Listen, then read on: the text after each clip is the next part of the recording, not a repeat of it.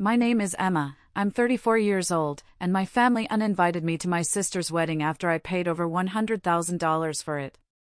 Before I tell you how I burned it all to the ground in a single night, let me know where you're watching from in the comments. It all happened in the middle of a quarterly review with the executive board. My phone, which was supposed to be on silent, started buzzing on the polished mahogany table. One buzz. I ignored it. A second. Then a third, a fourth. The CEO paused. All eyes were on me. Flushed, I mumbled an apology and stepped out into the hallway.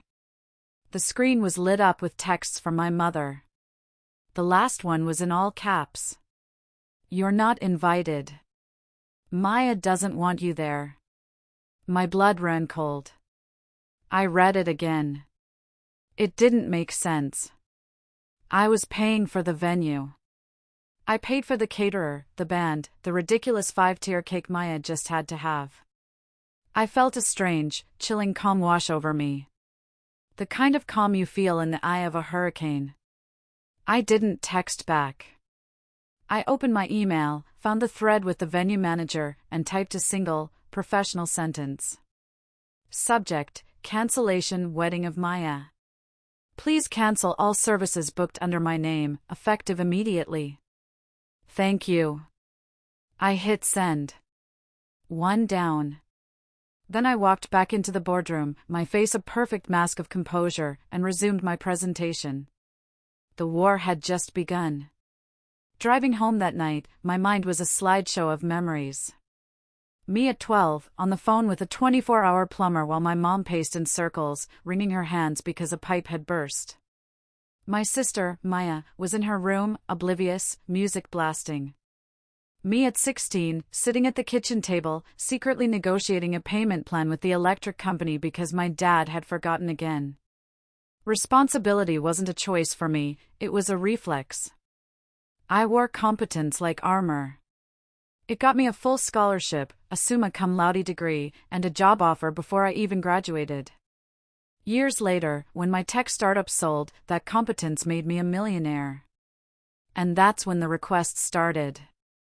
A new car for Dad. Help with Mom's mortgage when her hours were cut. Maya's security deposit after she trashed her last apartment. I never said no. So, when Maya called me at midnight, breathless and squealing about her engagement to Caleb, my first instinct wasn't suspicion. It was, how can I help? Oh, just small stuff, she chirped. Maybe you could help us figure out a few deposits? 2 weeks later, she and my mom were in my living room, unrolling a spreadsheet that looked more like a corporate budget proposal. $120,000. My stomach dropped. Caleb's parents might help, Maya said vaguely, but her eyes, and my mother's, were locked on me. We'll figure it out was family code for Emma will figure it out. The next few months were a blur of wire transfers. Rush deposits for florists because Maya kept changing her mind. A non-refundable down payment on a designer dress. The retainer for a band that played exactly one song Caleb liked. I tracked every receipt, every invoice, in a meticulously organized folder on my laptop. A part of me, the naive part, thought this grand gesture would finally earn me a real seat at the family table. Instead, I found myself being systematically pushed out. I'd find out about cake tastings from my mom's Facebook posts. I was removed from the Bridal Brigade group chat because, as Maya explained in a clipped voicemail, it was getting too cluttered with vendor talk. The final straw, the one that cracked my armor, happened on a Tuesday. I had stopped by the florist to pay the final balance in person. As I stood by the counter, I heard Maya's voice coming from the back office. She was on the phone with her maid of honor, her voice dripping with annoyance. God, she just makes everything about her. It's my wedding, not her business acquisition, she said. There was a pause. Honestly? I just wish she'd send the money and stay out of it. It felt like a punch to the gut. All the air left my lungs. That night, I didn't sleep. The hurt was so sharp it was physical. But underneath the hurt, something else was stirring. A cold, hard clarity. This wasn't love. This was a transaction. And I had been a fool to think otherwise. I decided then and there that I wouldn't just pull my money. I would wait. I would let them build their entire fantasy on my foundation, and then I would pull it all out from under them. My strategy shifted. I was no longer a loving sister, I was a CEO conducting due diligence on a bad investment. I started documenting everything. I saved screenshots of the passive-aggressive texts. I forwarded every single invoice to a separate email account. The final piece of the puzzle fell into place during a routine call. I was confirming a minor detail with the caterer, a lovely woman named Carol. Trying to make small talk, I said, "I'm sure you're all very busy. Maya must be running you ragged." There was an awkward silence. Then, Carol said, in a gentle, hesitant voice, "Oh, honey. Her mother told us to only contact her directly. She said you were going through a difficult patch. And that we shouldn't bother you, to give you your space." A difficult patch. That was the phrase. It was so vague, so perfectly manipulative. They weren't just using my money, they were assassinating my character to explain my absence, an absence they themselves had engineered. I thanked Carol, my voice steady despite the rage boiling in my veins. That was it. I had my case. I had the motive, the means, and the evidence. All I needed was the right moment to present it. The moment came at the rehearsal dinner. It was held at a ridiculously expensive restaurant overlooking the city, a place I had booked and paid for. The air was thick with fake laughter and clinking champagne glasses. My family was giving me the cold shoulder, acting as if my presence was a strange inconvenience. My mother, at one point, leaned over to Caleb's mother, the elegant and composed Mrs. Peterson, and said loud enough for me to hear, "We're just so glad Emma could make it, even for a little while. She's been under so much stress." When it was time for toasts, I let them all go first. My dad, my mom, the maid of honor. All spouting sentimental nonsense. Then, I stood up, glass in hand. I smiled, a wide, serene smile. "I'd like to say a few words," I began. Everyone turned to look. "Maya, Caleb. I wish you nothing but the best." I paused, letting the warmth hang in the air for a second before shattering it. And I know how much effort goes into creating a perfect day. For instance, this beautiful private room? A small price at $15,000. A confused murmur went through the room. My dad's smile faltered. "The 5-course meal you're all enjoying, with the wine pairing? A steal at $22,000, I continued, my voice clear and even. I looked directly at Maya, whose face was starting to turn pale. "And Maya, that stunning Vera wine gown you'll be wearing tomorrow? All $8,500 of it looked beautiful in the photos I saw online." The silence was absolute. You could hear a pin drop.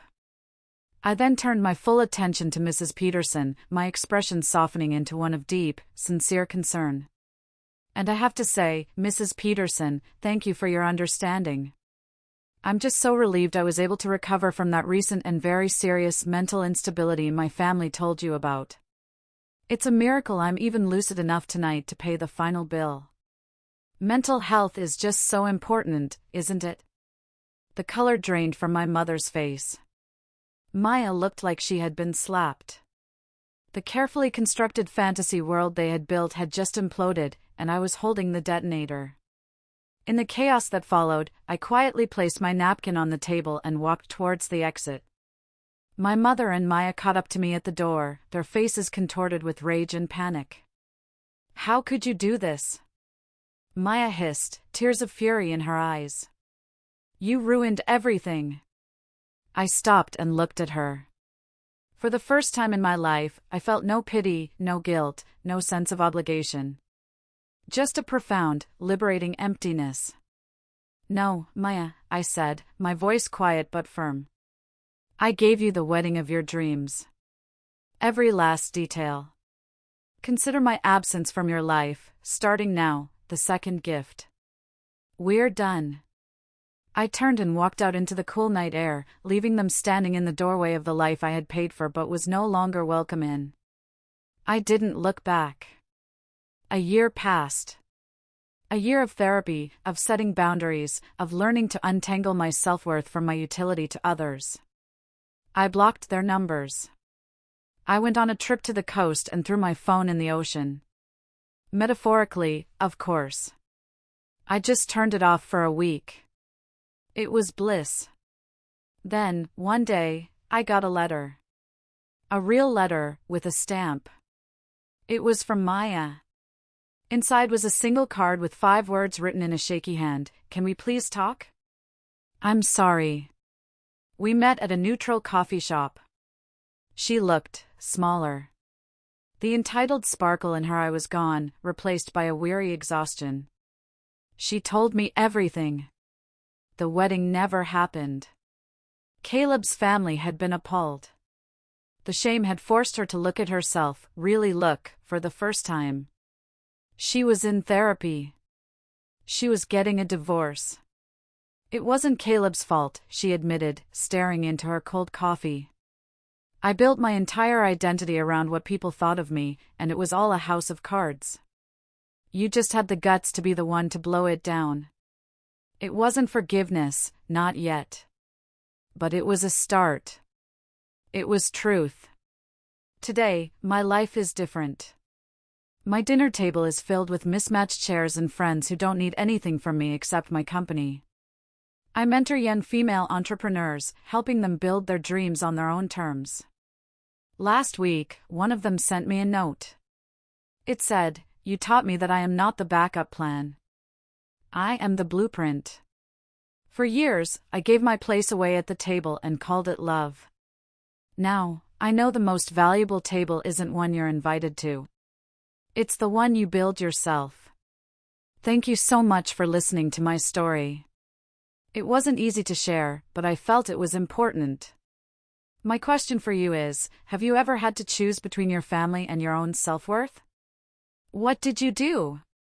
Let me know in the comments below. And if this story resonated with you, please consider liking this video and subscribing for more. It really helps the channel out. Thanks again.